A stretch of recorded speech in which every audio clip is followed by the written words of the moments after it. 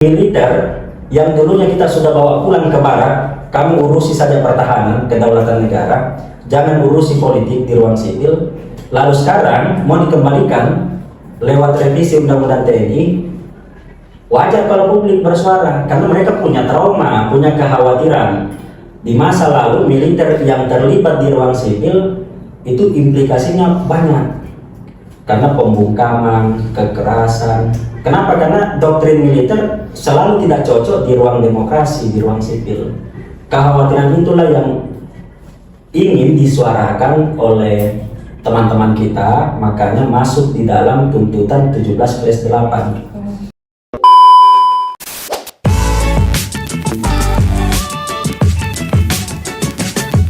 Assalamualaikum warahmatullahi wabarakatuh. Halo teman-teman semua, kembali lagi di Edukes Hima Ape, Makna di balik suara.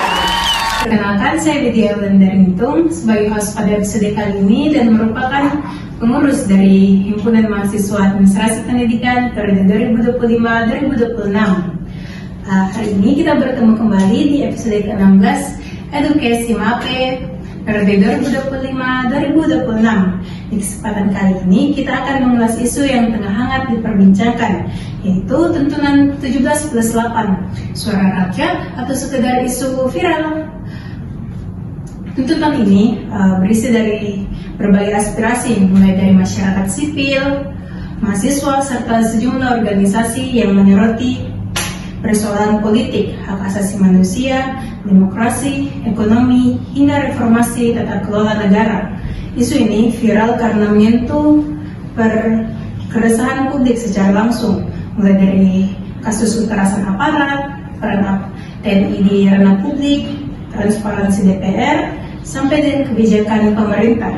Nah, untuk perbincangan lebih dalam soal persoalan ini, kita sudah kedatangan tamu spesial dan sangat luar biasa, Kakanda Muhammad Yunus Ridodo selaku Dimisioner Ketua Umum Majelis Musyawaratan Mahasiswa periode 2025-2017-2018 Universitas Negeri Makassar. Halo Kak, bagaimana kabarnya? Alhamdulillah sehat. Senang sekali akhirnya bisa berbincang bersama di sini. Mungkin sebelum kita mulai, Kakak mungkin bisa sedikit perkenalan dengan teman-teman Edukes. Kenalkan, saya Yunus Ridodo, seperti yang tadi host perkenalkan. Dulu sewaktu mahasiswa juga seperti adik-adik menjadi pengurus di himpunan, di Maperwa Fakultas dan di Maperwa Universitas. Sekarang diberi tugas sebagai pengajar di Fakultas Ekonomi dan Bisnis UNM. Salam kenal semuanya. Ya, sebelum kita mulai diskusi kita pada hari ini, teman-teman Edukes harus mengetahui tentang aspirasi yang kita gadang-gadang ini terbagi menjadi 4 klaster besar. Yang pertama itu hak asasi manusia dan demokrasi, berisi tentang hentikan kekerasan aparat, bebaskan demonstran, tarik TNI dari ranah sipil, dan memperkuat Komnas HAM. Yang kedua adalah reformasi DPR dan partai politik, berisi tentang transparansi anggaran, audit harta, hapus privilege DPR, dan dorong dialog publik. Yang ketiga ada ekonomi dan ketenagakerjaan, berisi tentang evaluasi kebijakan ekonomi, lindungi buruh, cegah PHK, hingga meninjau ulang Undang-Undang Cipta Kerja. Dan yang keempat, pemberantasan korupsi dan tata kelola, berisi tentang penguatan KPK, pengesahan Undang-Undang Perampasan Aset, dan reformasi kepolisian. Adapun beberapa data yang relevan untuk memperkuat diskusi kita pada episode di kategori fluid democracy atau demokrasi cacat dengan skor sekitar 6,71. Dan yang kedua, tingkat ketidakpuasan terhadap DPR menurut Litbang Komnas 2023 menunjukkan lebih dari 60 responden menganggap DPR tidak transparansi dan kurang memperjuangkan aspirasi rakyat. Dan yang ketiga, Undang-Undang Cipta Kerja dikritik oleh Serikat Buruh karena berpotensi melemahkan hak pekerja. Menurut data ILO 2023 mencatat bahwa fleksibilitas tenaga kerja di Indonesia meningkat, tetapi jaminan kerja dan upah layak masih minim. Dan yang keempat adalah kasus pelanggaran hak asasi manusia oleh aparat menurut Kontras. Sepanjang 2023, terdapat lebih dari 600 laporan mengenai kekerasan aparat dalam penanganan demonstrasi. Nah, selanjutnya, Kak Nasri, mungkin bisa langsung ke pertanyaan pertama. Menurut kakak, apakah tuntutan 17+8 ini benar-benar mewakili suara rakyat secara luas atau hanya sebagian kelompok tertentu yang mengatasnamakan rakyat? Ada dua hal yang perlu untuk diukur.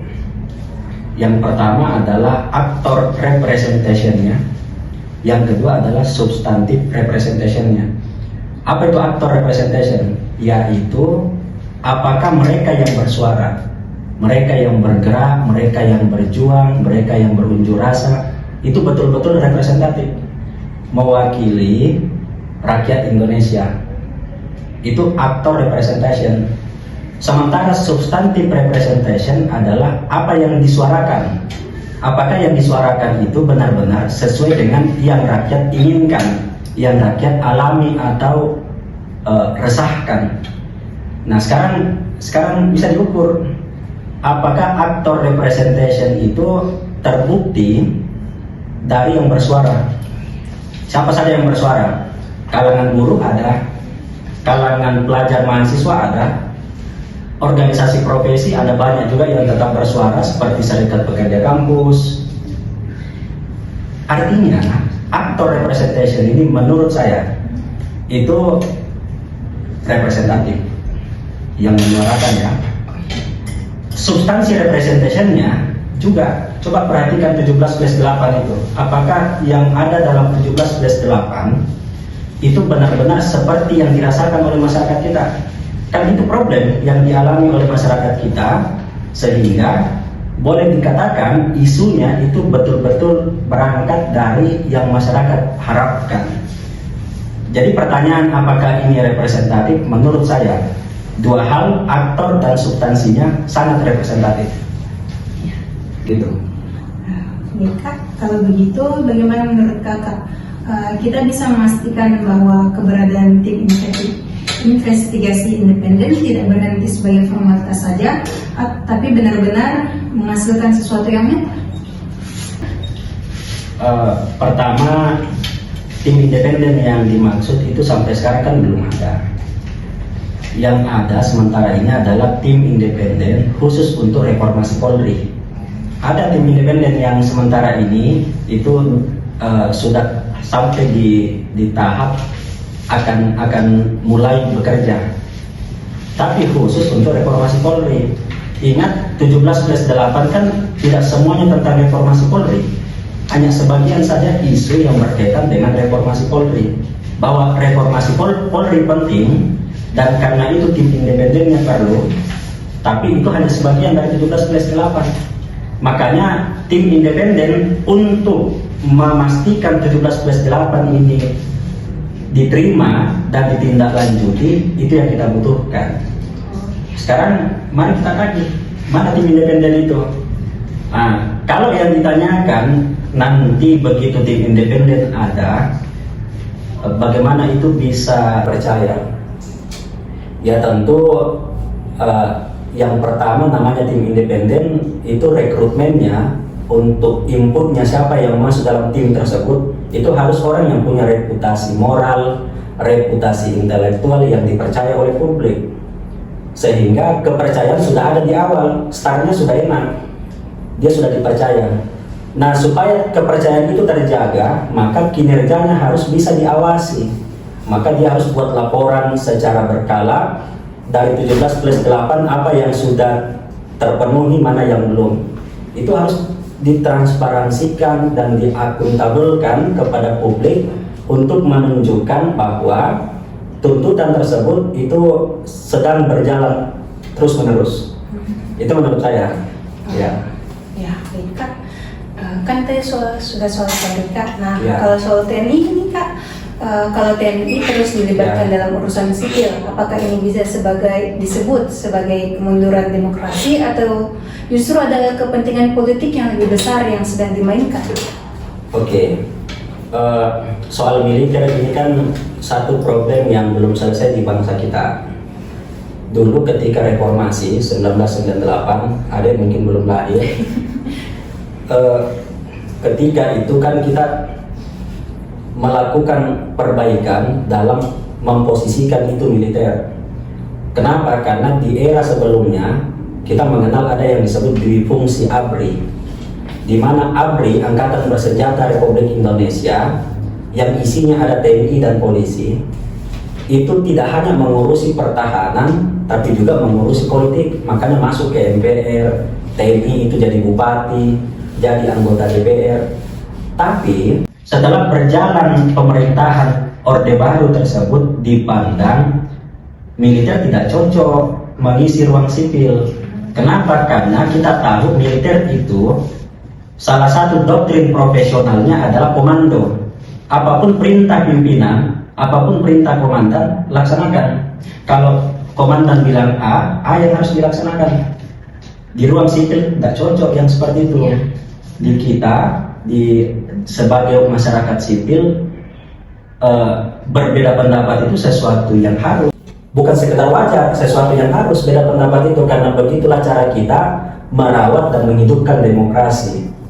Pertanyaannya, kalau militer yang dulunya kita sudah bawa pulang ke barak, kamu urusi saja pertahanan, kedaulatan negara, jangan urusi politik di ruang sipil, lalu sekarang mau dikembalikan lewat revisi Undang-Undang TNI, wajar kalau publik bersuara, karena mereka punya trauma, punya kekhawatiran. Di masa lalu militer yang terlibat di ruang sipil itu implikasinya banyak, karena pembungkaman, kekerasan. Kenapa? Karena doktrin militer selalu tidak cocok di ruang demokrasi, di ruang sipil. Kekhawatiran itulah yang ingin disuarakan oleh teman-teman kita, makanya masuk di dalam tuntutan 17+8. Nah, kira-kira seperti itu. Kita juga khawatirkan demokrasi kita yang tadi Anda sebut, kita berada di demokrasi cacat. Menurut Freedom House dengan The Economics Intelligence Unit, itu semakin buruk. Bisa-bisa kita turun lagi di bawahnya demokrasi cacat. Lalu untuk apa kata demokrasi itu ada di dalam konstitusi kita kalau realisasinya tidak seperti itu? Kira-kira itu. Wow. Baik, bagaimana kalau kita geser pertanyaan ke DPR? Banyak yang menuntut agar DPR ini lebih transparansi soal anggaran. Tapi bagaimana publik bisa percaya kalau lembaga pengawasan internalnya sendiri sering dianggap lemah atau kompromistis? Kompromistis dan lemah. Iya. DPR ini kan salah satu lembaga yang tadi Anda juga sebutkan, menurut riset surveinya Litbang Kompas, DPR adalah salah satu lembaga yang paling tidak dipercaya oleh publik. Padahal namanya wakil rakyat. Gimana caranya yang diwakili tidak percaya dibandingkan lembaga yang lain? Itu harusnya menjadi pukulan, tamparan bahkan kepada semua yang ada di DPR bahwa Anda tidak layak sebetulnya. Kenapa? Karena data menunjukkan, salah satunya dari Litbang Kompas, bahwa lembaga paling tidak dipercaya oleh publik karena kinerjanya buruk, karena tidak transparan dalam hal keuangan, sehingga mendapat kritik. Nah, ini sebetulnya alarm yang sudah sejak lama itu disuarakan. Sayangnya lambat direspon, malah begitu publik bersuara, direspon dengan meremehkan. Oh, itu tolol yang menyuarakan DPR bubar, justru dijoget-jogetin. Akhirnya apa? Publik tumpah ruah lah di jalan. Apa akibatnya setelah tumpah ruah? Ya seperti yang kita saksikan, terjadi gesekan antara aparat dengan pengunjuk rasa. Pengunjuk rasa meluapkan kemarahannya dengan membakar, menjarah, merusak. Tentu tidak bisa dibenarkan. Sama juga yang dilakukan polisi dengan merepresi pengunjuk rasa, itu juga tidak bisa dibenarkan. Tapi apa yang memulai itu, yaitu lembaga kita, DPR, yang tidak bekerja dengan baik sebagai lembaga yang merepresentasikan rakyat, sehingga rakyat harus membuang-buang waktunya ke jalanan untuk bersuara, dihadapkan lagi dengan aparat yang juga melaksanakan tugas. Siapa yang harus salah? Apakah pengunjuk rasa yang menjarah salah? Aparat yang represif juga salah? Mungkin salah, tapi jangan lupa bahwa di belakangnya itu ada yang menyebabkan ini semua, yaitu kebijakan yang buruk, kelakuan di DPR yang cenderung tidak sensitif dengan tidak sensitif dengan penderitaannya masyarakat. Jadi saya setuju kalau DPR itu dipandang sekarang ini tidak transparan, karena mekanisme internalnya tidak berjalan untuk mengawasi kinerja anggotanya. Kira-kira gitu. Oke, sekarang kita bahas dari sisi ekonomi, Kak.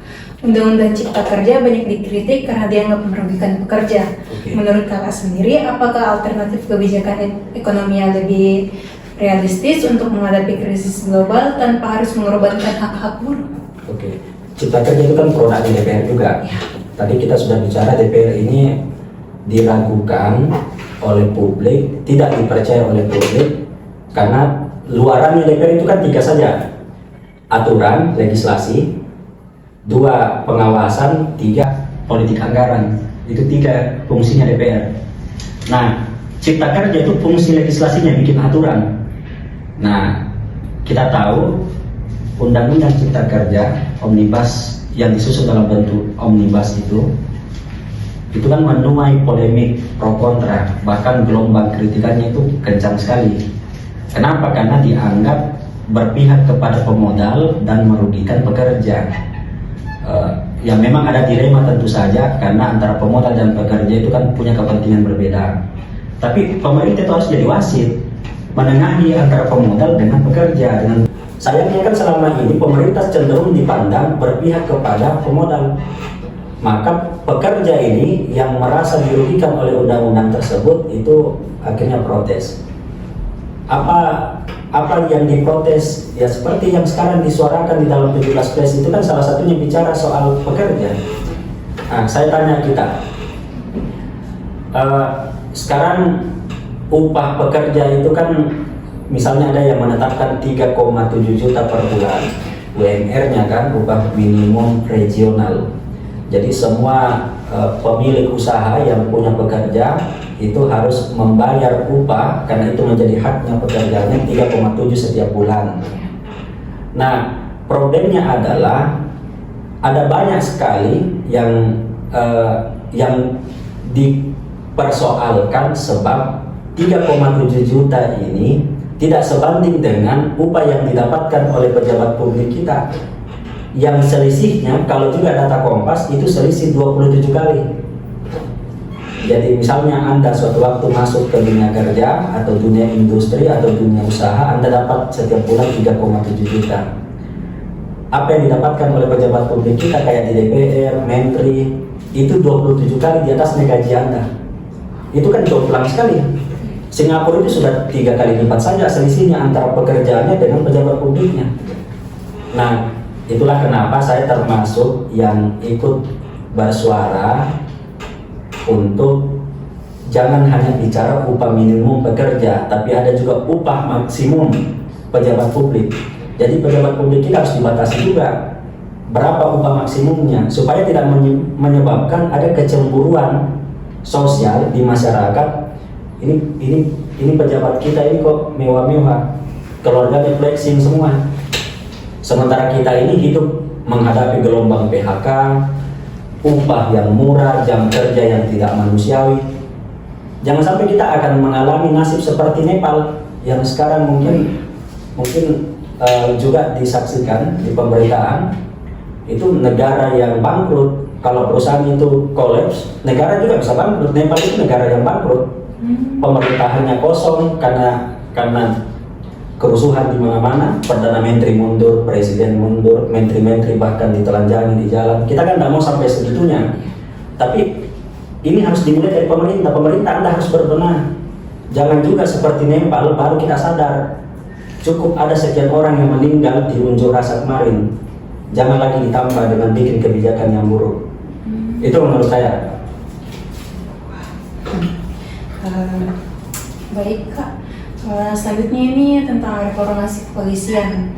Reformasi kepolisian kan juga selalu diagungkan, tapi kenyataannya sampai sekarang kekerasan aparat terus berulang dari masa ke masa. menurut kakak sendiri, apakah masalahnya sebenarnya itu ada di individu aparat atau sistem yang berlaku atau bahkan budaya institusi kepolisian itu sendiri? Oke, apakah personal, struktural atau kultural? Ya. Saya termasuk yang memandang meskipun ada trouble di personal, tapi kalau personalnya terlalu banyak nih, kan struktural artinya sudah menjadi culture di situ bahwa di institusi ini tampaknya ada yang salah dari pendidikannya. Ada yang salah. Kenapa? Kita kan banyak melihat penegak hukum yaitu polisi justru terlibat judi online, terlibat pembunuhan. Banyak kan kita lihat. Di jalanan juga ketika menghadapi pengunjuk rasa juga kita masih melihat secara berulang-ulang mereka melakukan cara-cara yang represif. Misalnya penanganan di Kanjuruhan ketika di stadion yang rusuh itu. Itu kan pengalaman yang buruk sekali bahwa polisi kita tidak terlatih untuk mengurai massa. Bagaimana mungkin di ruang tertutup stadion yang pintu keluarnya terbatas untuk evakuasi menembakkan gas air mata. Tidak ada polisi di negara-negara maju yang melakukan cara yang sama itu, hanya polisi kita. Artinya sejak awal kita tidak pernah serius untuk mendidik polisi kita, sementara polisi itu dipersenjatai. Dia adalah institusi yang dibolehkan menggunakan kekerasan. Tapi kalau kekerasan itu selalu dipakai sebagai solusi, itu bahaya. Dan itu yang terjadi di kepolisian kita. Makanya ini bukan narasi membenci polisi ya, bukan. Kita sedang mengkritik agar kepolisian kita ini mau mereformasi dirinya, karena mau sampai kapan kita selalu berhadapan-hadapan dengan institusi yang harusnya kita percaya bahwa mereka lah yang menjaga kita, memberi kita rasa aman. Tapi kan faktanya tidak selalu begitu. Di jalanan mungkin Anda juga biasa lihat kita bermacet-macetan, tapi tiba-tiba ada patwal, ada pejabat yang dikawal oleh kepolisian dan hanya mereka yang mau lewat. Harusnya kan kepolisian itu memastikan setiap orang, bukan hanya pejabat, itu bisa menikmati jalan yang lancar. Tapi mana ada kita dapat polantas di pinggir jalan mengatur lalu lintas, kecuali pagi-pagi ya, kadang masih ada. Nah, itu diantara yang menurut saya fakta-fakta yang telanjang bisa kita temukan sehari-hari yang harusnya membuat pemerintah dan pimpinan kepolisian mau mereformasi institusi ini. Ingat, Polri itu adalah sipil, kayak kita. Polri itu beda dengan TNI. TNI itu militer, Polri itu bukan militer. Polri itu warga sipil yang diberi senjata, dipersenjatai dan diberi tugas khusus yaitu Kamtibmas, keamanan ketertiban masyarakat. Tapi coba Anda lihat, ada laporan yang masuk hari ini, 15 tahun ke depan juga tidak ada hasilnya.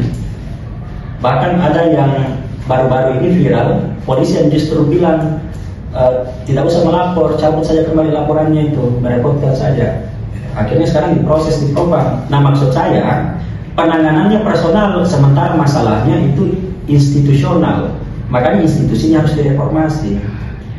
Itu yang saya pahami ya. Kalau seandainya ada yang kurang sepakat, kurang setuju, ya boleh kita kembangkan dan diskusikan khusus bicara soal Polri ini. Saya termasuk yang sangat ingin Polri ini direformasi. Oke. Tarik ke arah ranah partai politik. Sebenarnya sejauh mana sebenarnya publik bisa mendorong partai untuk melakukan reformasi internal? Karena faktanya partai-partai sekarang itu masih bergantung pada oligarki dan elit politik. Kalau pandangan kakak bagaimana? Oke, partai ini kan salah satu lembaga selain kepolisian ya, yang juga banyak tidak dipercaya oleh publik. Yang kedua, partai ini juga dianggap sebagai lembaga yang menjadi biang kerok banyak persoalan. Kenapa? Karena orang masuk ke jabatan publik itu pintu utamanya partai. Suatu waktu kalau kita mau jadi anggota DPR tidak bisa komentari partai politik kita. Jadi kalau sekarang kita mengkritik anggota DPR, sebetulnya kritikan itu alamatnya juga ke partai, karena semua anggota DPR juga anggota partai. Itu. Yang kedua, reformasi partai politik salah satunya itu menurut saya yang perlu untuk kita atur ke depan, bagaimana agar tidak boleh ketua partai itu sekaligus menjadi pejabat publik. ngurus partai dan ngurus jabatan publik harusnya itu dua hal yang dipilih. Harus dipilih salah satunya. Kan gini ya, implikasinya kalau kayak sekarang. Semua ketua partai sekarang kan rata-rata jadi menteri. Siapa pengawasnya menteri? DPR. DPR itu anggota partai semua. Pertanyaannya, beranikah mereka DPR yang anggota partai untuk tegas ketika ada yang salah di kementerian? Saya nggak yakin mereka mau secara tegas memarahi bosnya di partai. Meskipun di pemerintahan kementerian itu mitranya. Tetapi DPR itu diberi tugas khusus untuk menjadi pengawasnya pemerintah. Dia awasi presiden, awasi kabinet, dalamnya ada menteri. Pertanyaannya, beranikah DPR bersuara keras ketika ada yang menyimpang di kementerian, sementara itu bosnya di partai? Kenapa ini bisa terjadi sampai sekarang? Karena partai membolehkan itu. Nah, bisakah ke depan undang-undang partai itu diantaranya mengatur tentang tidak boleh rangkap jabatan pemerintahan dengan jabatan partai? Itu salah satu hal yang bisa menurut saya ke depan, memang tidak langsung menyelesaikan masalah ya, tapi ya satu-satu masalah itu bisa kita atasi kalau saja ini bisa dirapikan, bisa ditertibkan. Karena partai kita ini lembaga yang menghasilkan jabatan publik. Bupati, wali kota itu kan adalah orang yang diusung, yang dicalonkan partai. Presiden itu orang yang didukung, dicalonkan partai. Anggota DPR juga demikian. Mereka yang bikinkan kita aturan, bikinkan kita program. Nah, kalau partainya yang sudah buruk, coba lihat sekarang.